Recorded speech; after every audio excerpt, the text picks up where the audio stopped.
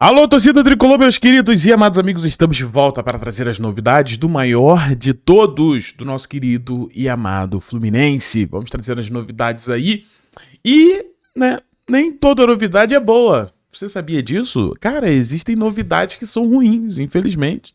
Nesse vídeo aqui tem novidades que são boas e tem novidades que eu, particularmente, não acho nada bom. Mas, ó, se inscreva... Vou explicar, óbvio, né? Mas se inscreva aqui no canal do Flu se você ainda não se inscreveu. Ative o sininho tricolor para todas as notificações. Galera, passando aí de 92 mil, tá? Daqui a pouco, 93 aí é contar no relógio, porque em breve teremos a nossa plaquinha aqui, se Deus quiser. E não esquece de arrebentar no like. Não tô tão feliz nesse vídeo pra soltar a vinheta, não. Mas arrebenta nesse like, clica no gostei, ajuda a gente aqui. Vamos lá, né? Bom, trazendo as novidades do Fluminense, a primeira coisa que tem que ficar na sua mente é que essa semana é uma semana importantíssima, porque na quinta-feira nós teremos ali um compromisso, né? Na Fonte Nova, né? Vamos enfrentar o Grupo City, né? É verdade. O Bahia foi adquirido pelo Grupo City e tem um bom time e a gente vai ter aí esse grande confronto pelas quartas de final da Copa do Brasil, quinta-feira, 7h30, dia 28. Então, é importantíssimo demais esse jogo.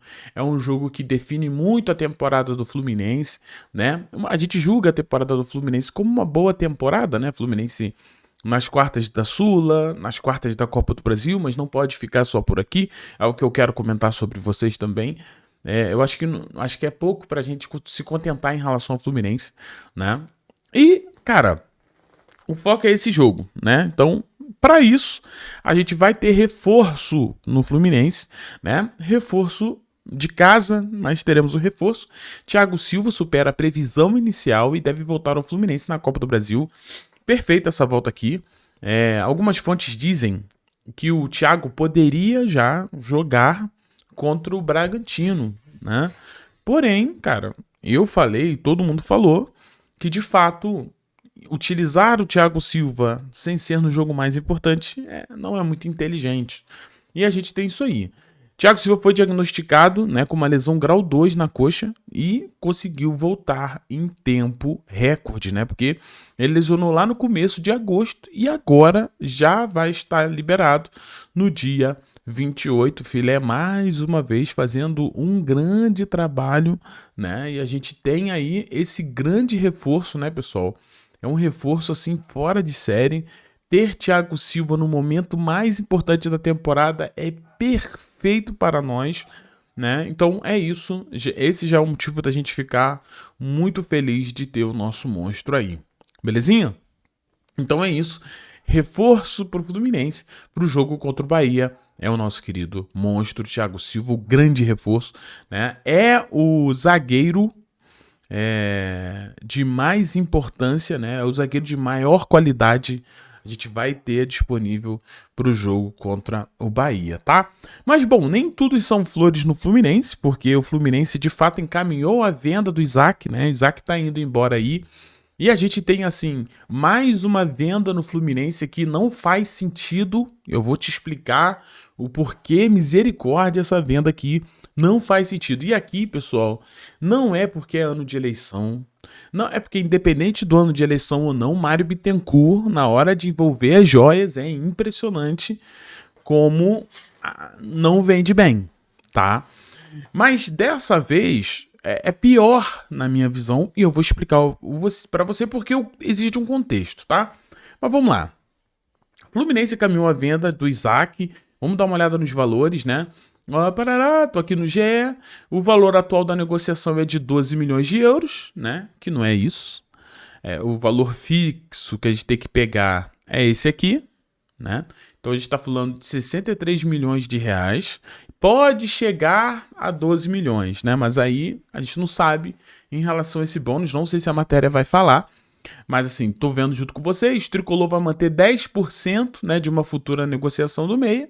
O atleta dos empresários aceitaram abrir mão de parte do valor que tinham direito, né, de 15 para 6 para fechar negócio, e o staff tinha 10% de exclusividade de venda e reduziu para 7. Ou seja, o Fluminense ficará com 87% de 12 milhões aproximadamente de 10, né? A outra atualizando 10% também é uma cláusula de preferência ao retorno ao Brasil. Muita gente achou isso aqui legal, né? Galera, preferência é uma coisa, tá? Voltar só para o Fluminense seria outro. Então, assim, a preferência é o seguinte: existe um clube no Brasil que quer contratar o Isaac e está disposto a pagar, sei lá, 30 milhões de euros. Porque assim, né? Saiu do Fluminense, o mínimo é o dobro, né? Aí vamos lá, 30 milhões de euros. Aí os caras chegam, não, a preferência é do Fluminense. Fluminense, você quer pagar esses 30 milhões de euros? Ah, não, a gente não tem dinheiro. Ah, então ele tá indo pro Flamengo, pro Botafogo, né? Então, assim, isso aqui pra mim é zero sentido. Isso aqui pra mim quem é inteligente, né? Vai ter 2 neurônios, mano. Pensa direitinho aí. Isso aí é mais pra tentar dar uma resposta. Poxa, pra um atleta de Xerém não vir reforçar o clube brasileiro. Vai reforçar do mesmo jeito. Mas isso aqui é pra tu ficar um pouco mais satisfeito com essa venda, algo que não faz sentido, né? Aqui vai falar que o Shakhtar tentou, então beleza.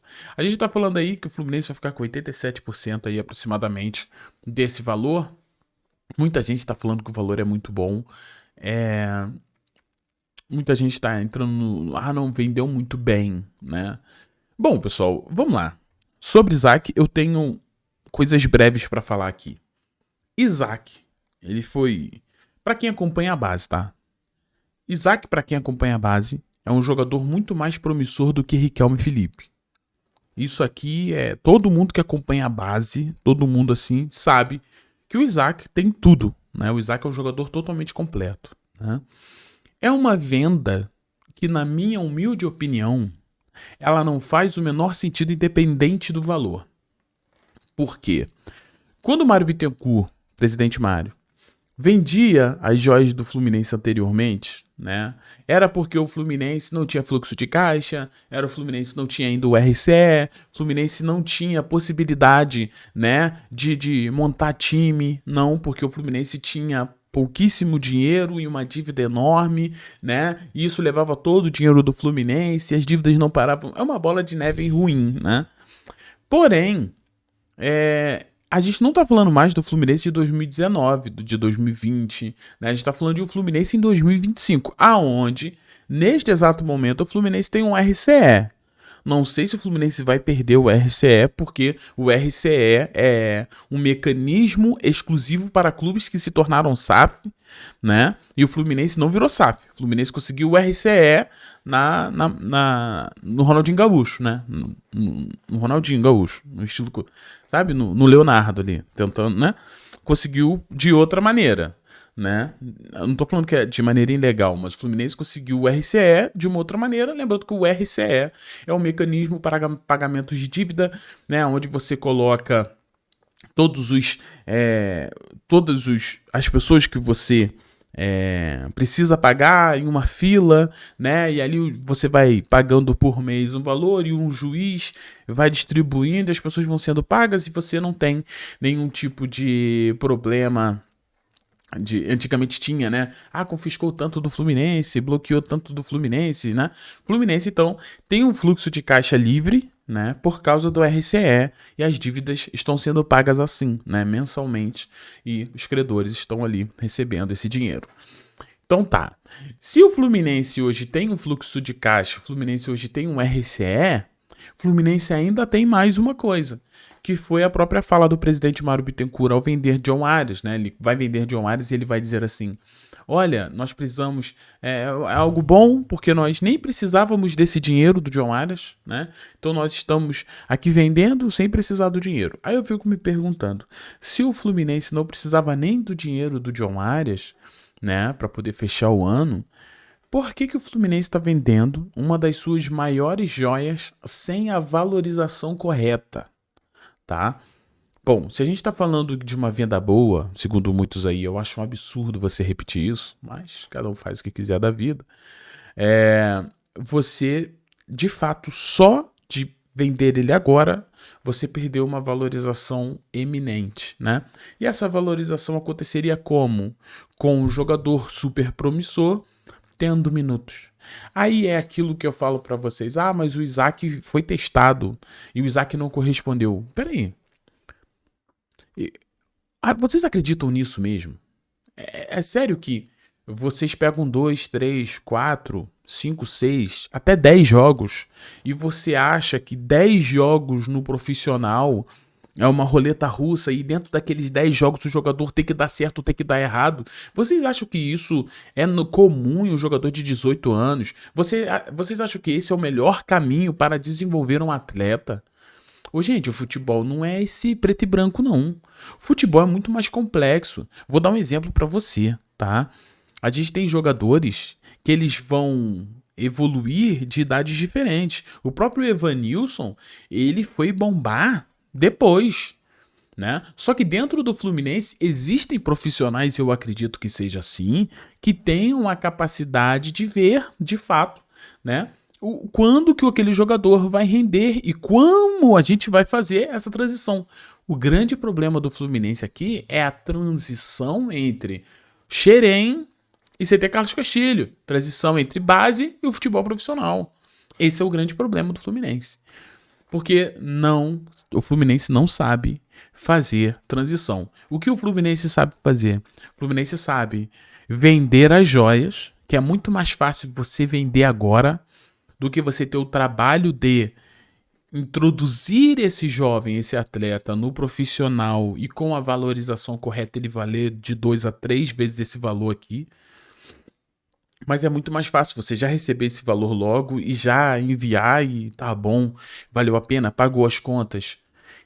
Essa é uma mentalidade muito ruim de se ter em um clube onde se tem a maior e a melhor base do país, quiçá do planeta, né? Então, assim, se você tem uma base como a do Fluminense e você não tem um trabalho correto, um bom trabalho de desenvolvimento dos atletas, você não tira de Xerém o que é mais valioso, que não é a venda.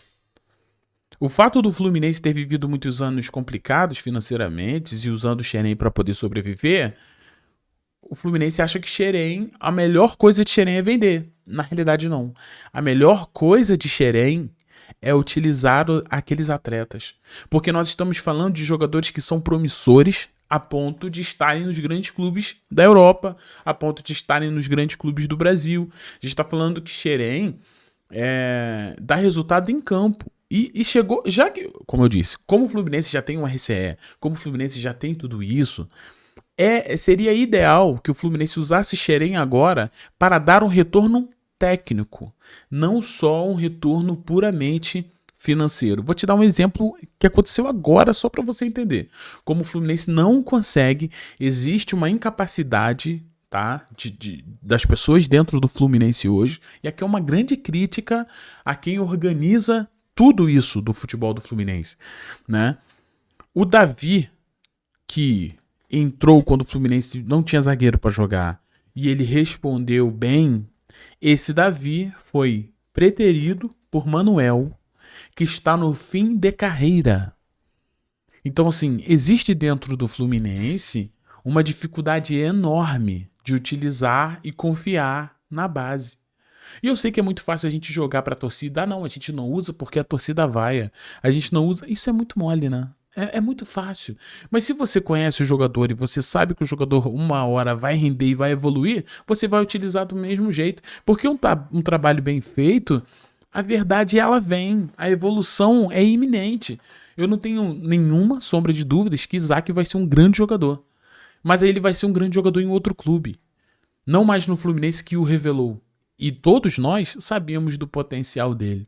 Então o que aconteceu recentemente com o Davi, já aconteceu com o Júlio, né? O Júlio Fidelis, que também fez grandes jogos. Eu tô falando de jogadores que fizeram grandes jogos, né? E mesmo assim, Júlio foi lá para jogar no Sub-20 contra o Boa Vista, enquanto o Guga, né, estava sendo utilizado no profissional a ponto do último gol da goleada, o Guga escorregar e perder. Vocês entendem? Que no Fluminense o problema é muito mais sério do que qualquer outra coisa que possam ser insinuadas. Não, esse dinheiro, cadê o dinheiro do Fluminense? Parará. Cara, essas insinuações deixam a gente muito focado em teorias da conspiração, tá? Mas a verdade é que não existe profissionalismo suficiente, inteligente da aplicação de xerém, não só como uma galinha dos ovos de ouro, mas como a fonte de grandes craques. E esses craques jogarem no Fluminense. E esses craques serem campeões no Fluminense. Não estou falando que eles não vão querer ir para a Europa, não estou falando que eles não vão querer ir para outro clube, né? Não estou falando disso, mas estou falando quem tinha que desfrutar de xerém era o seu torcedor. E a gente não desfruta. Quem desfruta de xerém são os europeus e os ricos brasileiros. Eles que desfrutam do que a gente cria aqui. E isso é de uma tristeza profunda e de uma decepção muito grande. Eu estou e sou totalmente decepcionado quando o fator é xerém. Eu não consigo. Eu acho que para você fazer xerém, você precisa de outros profissionais, você precisa de uma reformulação, não de quem tá em xerém. Cara, você que tá em xerém, tá me ouvindo? Você faz esse trabalho incrível. Os olheiros de xerém, quem cuida daquela garotada, vocês desenvolvem muito bem. O problema é a transição entre xerém e o CT Carlos Castilho, que às vezes está muito mais focado em contratar jogadores como Igor Rabelo, né, que são jogadores limitados, né, que estão também caminhando para o seu fim de carreira, em vez de dar espaço para um menino da base que está começando com todo o gás, querendo mostrar ali todo o potencial. Sei que esse vídeo ficou enorme e o objetivo não é esse.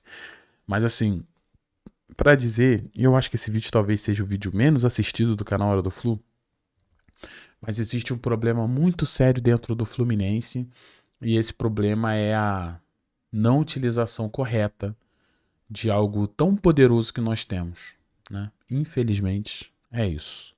Queridos, um beijo no seu coração, muito obrigado pela presença de todos vocês. Vocês que chegam aqui no canal Hora do Flu, nesse finalzinho do vídeo, você é muito importante, né? E muito obrigado aí. Vamos seguir. Eu tô muito triste, né? Muito triste. E o que nos resta é tentar olhar para o futuro e tentar, né? Poxa, tomara que seja mais utilizado. Mas não, eu acredito que não. É muito mais cômodo você vender agora do que você ter a paciência e desenvolver o atleta como deveria acontecer. Um beijo no seu coração, muito obrigado, fiquem todos bem e tchau. Valeu, pessoal.